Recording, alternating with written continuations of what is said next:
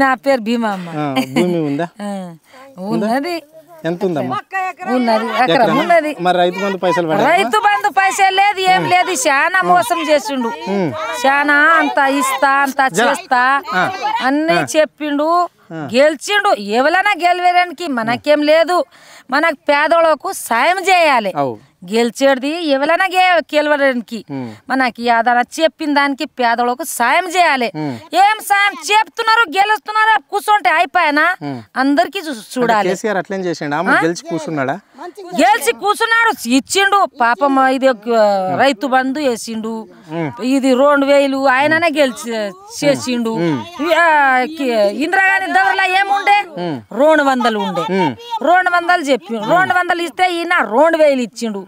ఇస్తే ఇగో ఇంటికి నీళ్లు ఎప్పుడు రాలేదు, ఇంటికి నీళ్లు వచ్చింది.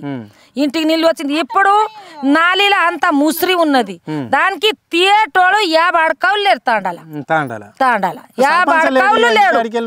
సర్పంచ్ లేకపోతే కూడా సెక్రటరీ ఉంటాడు కదా, ఆ సెక్రటరీ చేపియాలి. ఆ పని చేపియాలి. ఎవరు చేపిస్తారు ఆ పనికు?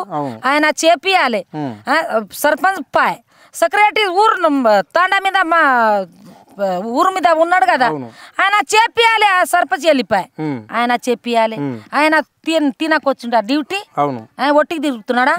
మనం ఇగో మస్కులా లేచి వస్తున్నామంటే ఇది వచ్చి వాళ్ళ బతుకమ్మ ఆడితే మన కూలి చేసింది పైసలు ఇవ్వకొచ్చిండ్రు. మనం 200 300 200 300 పని కష్టం ఆగం కష్టం చేసి పోతున్నాం. మనకి ఏమన్నా సాయం చేస్తేనే ఇల్లు ఇవ్వాలి పేదోళ్ళు లేనిదోళ్ళకు. గ్యాస్ చేస్తా 500 గ్యాస్ చేస్తా అన్నాడు, అది లేకపాయే. ఇగో లేంది బంగారం 1 లక్ష పెట్టి అయిపోయి. ఇగో ఏంటి 1000 రూపాయలు అయిపోయి. పేదోళ్ళు ఏం చేస్తారు? చేసి బతుకుతారా? పొట్ట నింపుతారా? అది కొనుక్కుంటాం. ప్రభుత్వమే ఇంటి దాకా పథకాలు ఇస్తా అని చెప్తున్నది కదా, రేవంత్ రెడ్డి అన్ని ఇస్తా అని చెప్పిండు కదా, చెప్తున్నాడు. అది తులం బంగారంలా అవుతుందా? కాదు. అది మనం పేదోళం ఉన్నాము, దానిలా ఇగో 50,000 చేయాలి బంగారం. ఏంటి ఏమో 50,000 బంగారం చేయాలి, 5,000 ఏమో ఏండి చేయాలి. 1000 రూపాయలు ఏండి ఇప్పుడు 500. ఇప్పుడు రేవంత్ రెడ్డి ఇచ్చిన మాటలన్నీ నెరవేరినట్లన్నా ఏ మాట ఏడ ఇచ్చిండు? చచ్చిపోతే భూమి ఉన్నోళ్ళకు ఎంట 5 లక్షలు కేసీఆర్ చేసిండు. ఈయన ఏడ చేసిండు అని మరి ఇప్పుడు 6 గ్యారంటీలు అన్నాడు కదా, 6 గ్యారంటీ లేదు. ఇప్పుడు ఏడాది అయిపోయి ఏం చేసినాడు? అది బస్ ఫ్రీ చేసిండు. బస్ లా ఎవరు పోతున్నారు? మీ మందే వెళ్ళిపోతారు దూరం. మేము ఎక్కడికి పోతాము? మేము పోము. మా ఇంటి తాండాకు లేదు బస్సులు. మేము ఎక్కడ పోతాం? పోము. ఎక్కడన్నా పోతే మేము పైసలు పెట్టి పోవాలి. మేము ఊరు తిరిగేటోళ్ళమా? ఎట్లుందమ్మా పాలన? కేసీఆర్ బాగుందా రేవంత్ రెడ్డి? కేసీఆర్దే న్యాయం ఉండే. ఇప్పుడు ఇగో దానికి పడేసింది కూడా మందికు తెలుస్తున్నది. ఆయన గెలిస్తే కూడా మందికి తెలుస్తున్నది. ఈయన మనిషి ఎట్లా ఉండేనో, ఆయన ఎట్లా ఉండేనో అని అందరికి తెలియకొచ్చిందా? తెలుస్తున్నది కదా. అది రోడ్ మాట కూడా బాగా అయిపోయింది. అది కూడా బాగా అయిపోయింది. దాంది లెక్క వింది లెక్క ఎట్లా ఉండే, అది ఎట్లా చేస్తున్నారా అని వానికి కూడా అందరికి తెలుస్తున్నది. కానీ ఎవరికి గెలిచడానికి మంది చెప్పి మనం ఓట్లు ఉంటే బాబా అని వస్తున్నారు అడిగానికి. పేదోళ్ళకు కూడా దూరా అని మీ ఓట్లు తీసుకుంటున్నారు. మీరు తీసుకున్నారు ఆయనకి వేస్తాము ఓటు ఏమని లేదు, కానీ చెప్పింది సాయం చేయాలి. నీ పేరేం పేరమ్మా? నా పేరు దేవిబాయి సార్. ఏందమ్మా ఏం చేస్తావు? నీకు భూమి ఉందా ఏమన్నా? ఏం లేదు సార్, నాకు భూమి లేదు, ఏం లేదు. నాకు భూమి లేదు, ఏం లేదు సార్. నేను తినాలే బతకాలే సార్. నాకు మొగడు కూడా లేడు. మరి నీకు పెన్షన్ రాదా అమ్మా? పెన్షన్ లేదు. పిల్లలు చదువుకుంటారా? ఇల్లు కూడా లేదు సార్. మరి ఎట్లమ్మా ఈ 6 గ్యారంటీలు ఈ ప్రభుత్వము కాంగ్రెస్ ప్రభుత్వము 6 గ్యారంటీలు నింపమని చెప్పింది కదా, ఏం చేస్తలేరు చేస్తలేరు కదా. ఎవరికైనా ఏం చేస్తే చేస్తున్నారని చెప్తారు కదా, ఎవరికి ఏం చేస్తలేరు. ఎట్లా చెప్తారు రేవంత్ రెడ్డి అట్లా చేస్తున్నారని? ఏం చేస్తలేరు కాబట్టి అందరు అట్లానే చెప్తున్నారు. రేవంత్ రెడ్డి ఏం చేస్తలేడా? ఏం చేస్తలేడు అంటే పాత గవర్నమెంట్లో చేసిరా? కేసీఆర్ చేసినారు. అప్పుడు ఆయన కట్టిందే ఇల్లు ఉంది, మరి ఇప్పుడు ఏం కట్టినారు, ఏం చేసినారు, ఎవరికి ఏం చేసినారు? సంవత్సరంలో 4 లక్షల ఇండ్లు ఇస్తామన్నాడమ్మా. ఏమి ఇస్తలేడు, ఏమి ఇస్తలేడు. నాకు అత్త మామ వాళ్ళు కూడా లేరు, నాకు ఎవరు తోడలేరు. నేనే, నా 4 పిల్లలు ఉన్నారు. నాకు ఎట్లా బతకాలే నేను? ఆధార్ కార్డు కూడా లేవు, రేషన్ కార్డు కూడా లేవు, ఏం లేవు, ఇల్లు లేవు, ఏం లేవు. పిల్లలకు మినిమం హాస్టల్ అన్న ఏంటివి మరి? చిన్నలు ఉన్నారు, చిన్నగా ఉన్నారు. ఓకే, మరి ఇప్పుడు రేవంత్ రెడ్డి పథకాలు నీకు ఏ ఒకటి కూడా గ్యాస్ కానీ నాకు ఏం లేదు. నాకు ఏ గవర్నమెంట్ అంతా కూడా లేదు. డబ్బులు పెట్టి అన్ని కొనుక్కున్నా నేను, నా కష్టంతో నేను కొనుక్కున్నా, కానీ గవర్నమెంట్ది అస్సలు లేదు నా దగ్గర.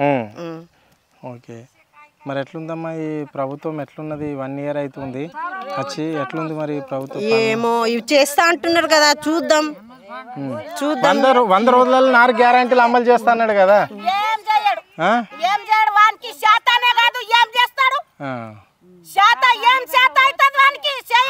ఇది పరిస్థితి చూస్తున్నాం కదా మనము. గిరిజన మహిళలు ఊరుగాని ఊరు అంటే ఇప్పుడు ఈ కోయిర్ మండలికి వాళ్ళ ఊరు దాదాపుగా 30 కిలోమీటర్ల దూరం ఉంటుంది.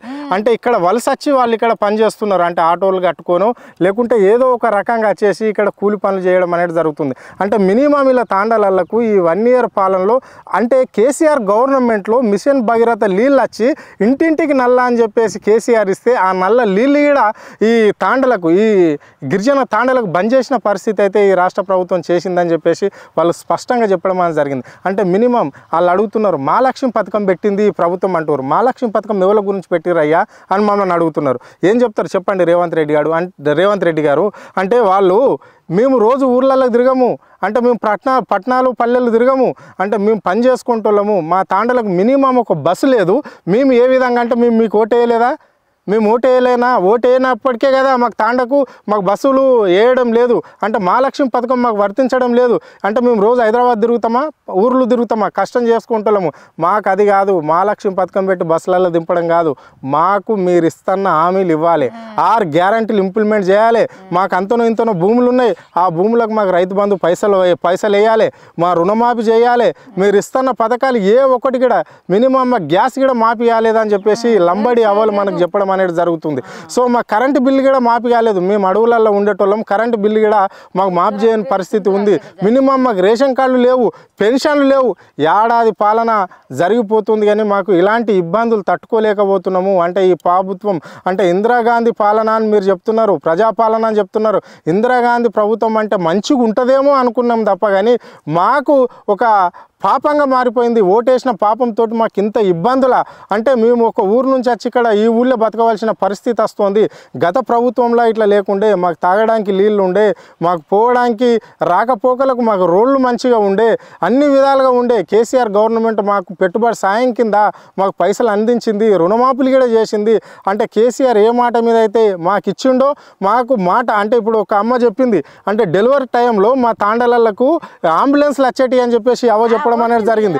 అంటే మాకు 12,000 రూపాయలు 10,000 రూపాయలు ఆడపిల్ల పుడితే ఓ కట్నం, మోపిలాడు పుడితే ఓ కట్నం, అలాంటి రూపాయలు ఇచ్చేసి కేసీఆర్ గవర్నమెంట్ మమ్మల్ని ఆదుకున్నది. కేసీఆర్ కిట్ ఇచ్చింది. సో నువ్వు వచ్చి నుంచి అన్నీ బంద్ అయిపోయినాయి. మినిమం కళ్యాణ లక్ష్యం పైసలు కూడా రావడం లేదు అని చెప్పేసి ఈ గిరిజన మహిళలు చెప్పడం అనేది జరుగుతుంది. సో అంటే తులం బంగారం ఇస్తాను, ఆ బంగారం ఎటవాయి అంటున్నారు. మళ్ళీ విపరీతమైన రేట్లు, ఎండి బంగారానికి రేట్లు పెంచింది ప్రభుత్వం. సో మళ్ళా నిత్యావసరాలు కూడా రోజు రోజుకు పెరుగుతున్నాయి. మేము చేసేది ఏంది, కూలీ కైకిల్ అంటే రోజుకు 200 నుంచి 300 రూపాయలు మేము సంపాదించేది, మేము పిల్లలను చదువుకోవాలి, మేము బతకాలి అని చెప్పేసి వాళ్ళు చెప్తున్నారు. సో ఇప్పటికైనా ప్రభుత్వం ఆలోచించాలి. అంటే ఇటువంటి గిరిజన మహిళలకు కావచ్చు, వీళ్ళకి ఇంప్లిమెంట్ చేయాలంటే బంగారం వీళ్ళకి ఇంప్లిమెంట్ చేయాలంటే అన్ని విధాలుగా నిత్యావసరాలతో పాటు బంగారాలు కూడా తక్కువ చేయాలని చెప్పేసి వాళ్ళు అంటున్నారు. అంటే వీళ్ళను అభివృద్ధి చేయాలి అనుకుంటే ఈ ఉచిత పథకాలు మహాలక్ష్మి పథకం కాదు, వాళ్ళకు లోన్లు ఇవ్వాలి. ప్రభుత్వం వాళ్ళకి లోన్లు ఇచ్చి ఆ వ్యవసాయాన్ని అభివృద్ధి చేయాలి, ఆ విధంగా ఉండి ముందుకు పోవాలని చెప్పేసి వాళ్ళు కోరుకోవడం అని చెప్తుంది. ఇలాంటిదే కానీ ఉంటే ఇప్పుడు ఏడాది అయిపోయింది మీరు వచ్చేసి అధికారంలోకి వచ్చి, రేపు ఇంకా ఇంకో నెల 2 నెలల పంచాయతీ ఎలక్షన్లు వస్తాయి. మనం చెప్పడం కాదు, వాళ్ళు అంటున్నారు పంచాయతీ ఎలక్షన్లు వచ్చినప్పుడు కాంగ్రెస్ పార్టీ ఏమని ఓట్లు అడుగుతుంది, ఎట్లని ఓట్లు వేయాలని చెప్పేసి వాళ్ళు అడుగుతున్నారు. ఒకసారి ఆలోచన చేయండి ముఖ్యమంత్రి. ఇగో వాళ్ళు ఓటు వేయమంటే ఏమో అంటే కాంగ్రెస్ పార్టీ మాకు అసలు ఏమీ చేయలేదు అని చెప్పేసి వాళ్ళు స్పష్టంగా చెప్పడం అనేది జరుగుతుంది. కాంగ్రెస్కు ఓటు వేసేది లేదు, మళ్ళీ కేసీఆర్ని గెలిపించవలసిన అవసరం వస్తుంది అని చెప్పేసి అంటున్నారు. ఎందుకంటే మీరు ఇస్తామన్న హామీలు వాళ్ళకు ఆశలు వేసిరు వాళ్ళని మీరు. అంటే ఎకరకు 15 500 గ్యాసు, ఎకరకు 15,000 అంటే ఇవి అంటే మీరు విపరీతమైన హామీలు ఇవ్వడంతో ప్రజలు మీ వైపు వచ్చారు తప్ప కానీ ఇంకోటి ఏం లేదు.